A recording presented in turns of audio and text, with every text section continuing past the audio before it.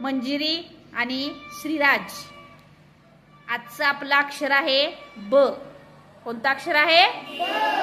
ब पासून सुरू होणारे शब्द तुम्ही सांगायचे आहेत. रेडी? ठीक आहे. आजचा पहिला प्रश्न आहे माझा.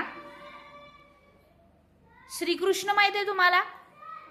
श्रीकृष्णांच्या हातामध्ये एक वाद्य आहे. बासरी. अगदी बरोबर आहे. Very good Manjiri. श्रीकृष्णांच्या हातामध्ये जे वाद्य आहे त्याला काय म्हटलं जातं? बासरी. पुढचा प्रश्न आहे. एका उभयचर प्राण्याचे नाव. उभयचर प्राणी म्हणजे जो पाण्यातही राहतो आणि जमिनीवर पण राहतो. असा कोणता प्राणी आहे? जो पाण्यातही राहू शकतो आणि जमिनीवरही राहू शकतो. नाही. चला या पुढं. बेडूक. अगदी बरोबर आहे. बेडूक. ठीक आहे. उभयचर प्राणी म्हणजे काय लक्षात आलं? जो जमिनीवर पण राहतो आणि पाण्यातही राहतो त्याला उभयचर म्हणतो आपण. त्यामध्ये बेडूक एक आहे. आणखीन कोणता प्राणी आहे रे? मगर. मगर पाण्यात पण राहते आणि बाहेर पण राहते. हा ठीक आहे. पुढचा प्रश्न आहे.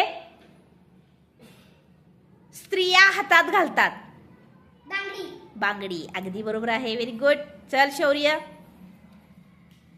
पुढचा प्रश्न आहे. आपण या धान्याची भाकरी करतो. बाजरी. Very good. ठीक आहे. पुढचा प्रश्न आहे. एका पाळीव प्राण्याचे नाव. पाळतो आपण. बकरी. अगदी बरोबर आहे. Very good. पुढचा प्रश्न आहे. वेफर्स कशाचे करतात? बटाटा. अगदी बरोबर आहे. पुढचा प्रश्न आहे. चांगले काम केल्यानंतर आपल्याला काय मिळते?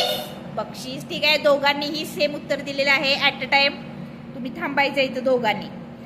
आता बघा आपल्या शिष्यवृत्ती परीक्षेमध्ये लिंग बदला हा एक प्रश्न येतो. बरोबर?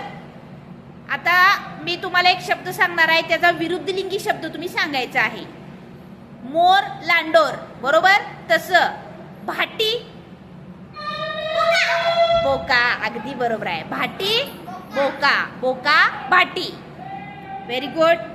आता शेवटचा प्रश्न आहे. उंच. उंच या शब्दाचा विरुद्धार्थी शब्द. बुटका. अगदी बरोबर आहे. शाबाश. Very good.